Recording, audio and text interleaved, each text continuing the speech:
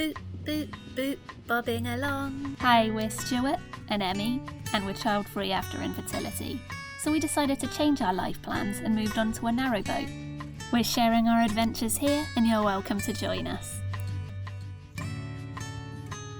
After a couple of days of whoopses, we're about to set off again, back up 10 or so locks. Hooray! And then we'll be going through Harecastle Tunnel. Yeah. First lock of the day.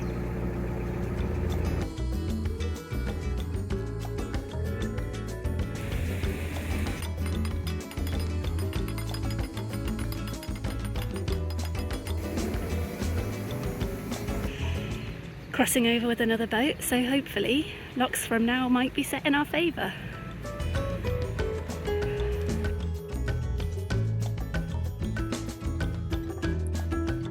I'm sort of fascinated with these little waterfalls you get in lochs. They're just sort of pretty.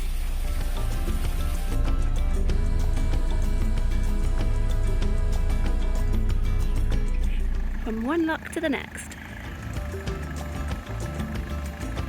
Mussels!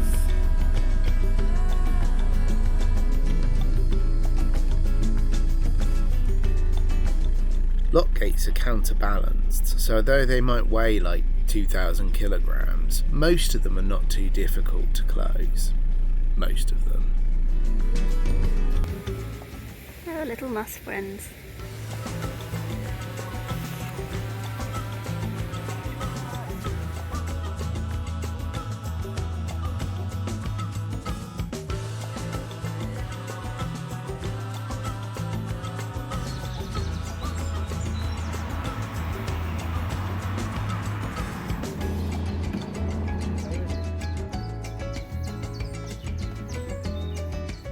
So I've decided I'm going to take our fenders off. We, like almost everybody else, have had them just tied onto the side of our boat. And we started off on wide locks anyway, so it didn't really matter. But after getting stuck in a lock, we have decided that this is probably not a good thing, and it's harder with them being tied onto the boat to actually pick them up because they don't stay on the gunnels, which is what we tried to do today. So I'm just going to swap them into having proper hooks, and we can just take them off when we need to. Really exciting. Boop. Fender hooks, time to make some. So these are really good, but they're like £6 each, and they break or they get lost or they get stolen really easily. We use them when we moor up, so we have two big fenders that we put in when we moor up just to stop us from banging around too much when boats go past. We also use them on the offside when we're moored with like smaller fenders, so that if a boat bangs into us, they hopefully hit our fenders rather than hitting the boat, and it's just a bit less jarring. As I say, they do get lost, broken quite easily, and if you're spending out £6 a time on them, they also add up quite a bit. And fenders. So I thought I'd make some. This is just plywood. I don't even think it's marine ply, I think it's just cheap ply that was off the back of the boat. All I'm going to do is cut them out and then just give them a quick coat of oil paint so that they are fairly weatherproof. My hooks are done. Cut them out with my coping saw, and I've just cleaned them up with the sander, just with some sandpaper, just so that they're not too fluffy at the edges or anything. And then I've just found some black paint, so I'm just giving them a coat of paint. And here's one of the finished hooks. Looking pretty good. Just need to put it to the test. Boop! Right, we're on the move. We're making for Harecastle Tunnel. And we're going to moor up just the other side at Westport Lake. We felt very prepared for Harecastle Tunnel. In our previous video, Stu walked an hour to get an air horn, as last time we came through we were told our actual horn wasn't loud enough, and we were allowed to borrow an air horn as a one-off. It's important to have a loud horn that can be heard, in case you break down in the tunnel and need rescuing. It's tunnel time. Yeah, it's been a couple of days. We've just arrived at Harecastle Tunnel, and our actual horn is fine. The whole air horn thing was unnecessary. Yeah, I had a 3-hour round trip walk to Heritage to get that air horn that we now don't need. He did say it was a little quiet. But better safe than sorry, yeah, I guess. We've got it, it's spare, it'll be helpful. We're the only people going in as well, which is a little bit freaky. Let's not think about that. Yeah. Is that not enough? There's a lot of screaming coming out of the tunnel. I've been hearing them coming out of that tunnel for ages.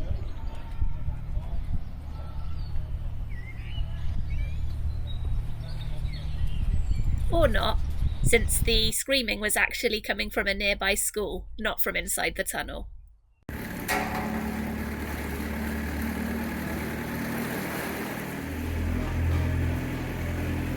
Things already started well.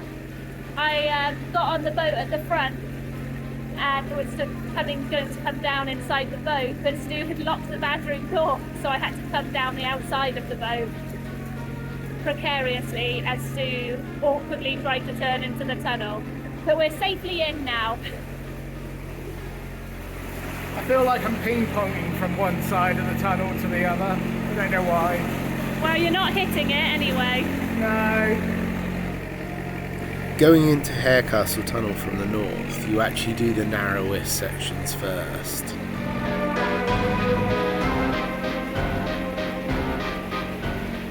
The ceiling's getting lower now.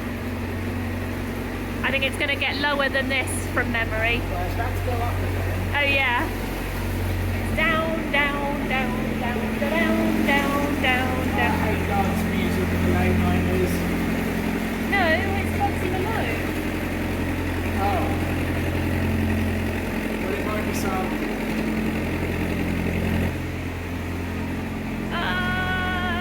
The walls are closing in. Are you alright, Stu? Yeah. This is a man who's ducking.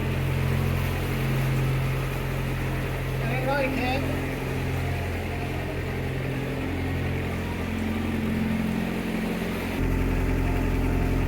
You look absolutely terrified. Are you pulling faces?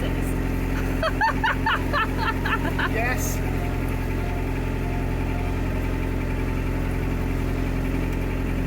Is this genuinely still ducking? Whoa. Yeah. I'm inches away.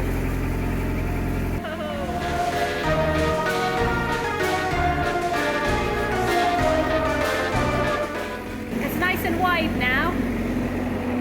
You can see the closed doors up ahead now. You get shut into this tunnel and then there's fans blowing air through. They're opening the doors.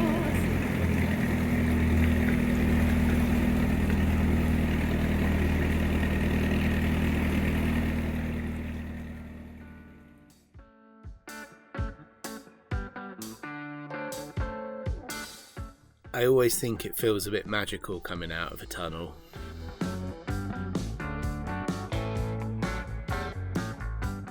Bye, Harecastle Tunnel.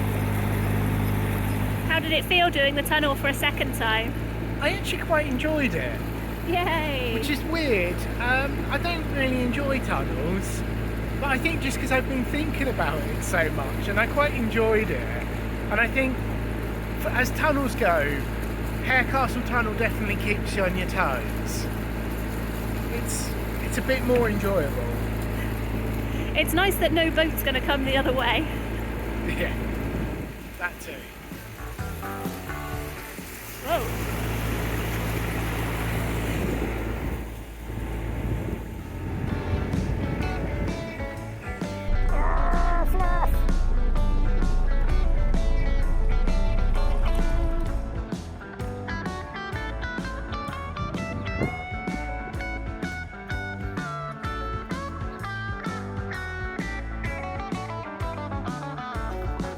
So we've got a nice spot to moor at Westport Lake, and I've made, for the first time since being on the boat and without a stand mixer, my seitan recipe.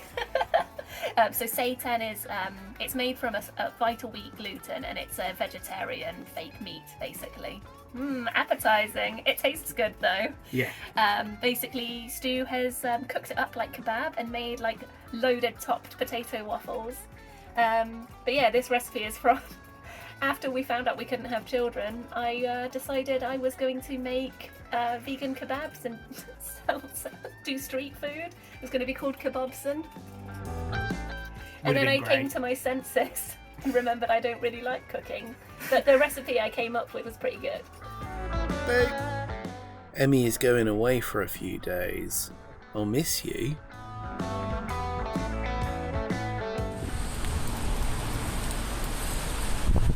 Well, I've just dropped Emmie off and it is absolutely horrible outside. Don't be fooled by that patch of light behind my head. It is dark and miserable and, well, you can hear the rain.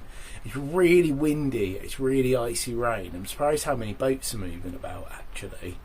But I suppose if you've got to get through the tunnel or whatever, sometimes you just have to move in horrible weather. I'm glad I don't though. I might just have an early lunch and wait and see what happens with the rain. I've got curry left over, which I should eat, but I'm a terrible person and I like to make absolutely disgusting things when Emmie goes away. So I'm thinking about making myself a pizza, a small one, with Emmie's seitan that she made yesterday on it, so it's like a kebab on pizza. So I taught myself out cooking a pizza. I'm just making a mega sandwich instead. Hummus, carrots, salt and vinegar crisps, rocket, I like rocket, you leave my rocket alone, jalapenos, more hummus, and Emmie's seitan fried in a lot of butter and oil. Woo! This is either going to be disgusting or the best thing I've ever made. I will update. Ooh, yeah. This could be a mistake. First question, can I fit it in my mouth? Ah.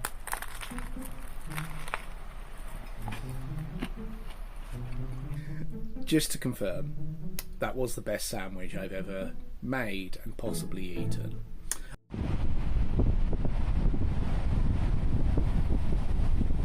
Still really windy, but it's very pretty, so I couldn't quite resist some roof time while the sun's setting-ish. Beep! Good morning. It's not as windy today, but it's still raining. You can't see that. I just want to do some stuff around the boat, since I've said it before, but quite often if I'm on the boat on my own for a day or two, I quite often just try and do a few things around the boat. And normally I'll do like a decorating project or something like that, because it's just good, because I'm not disturbing anyone. I'm not moving Emmie around or piling stuff in everyone's way. I mean, I say everyone, I mean mine and Emmie's. I'm not going to do anything like that today, but we've let a certain amount of clutter build up, and I will fully admit I'm pretty bad for clutter. We're both not great for clutter. I'm pretty bad for it. I like stupid hobbies that involve trays of little soldiers, so and you know, little piles of wood everywhere and all sorts of different things. So I'm going to have a bit of a declutter.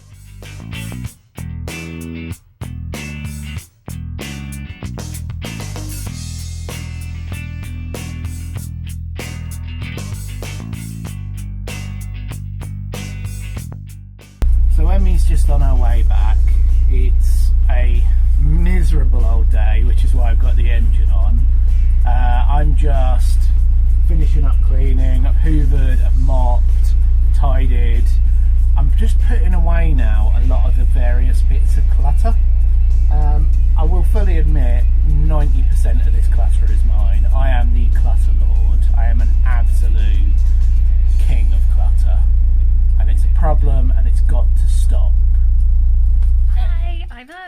Emmy's back!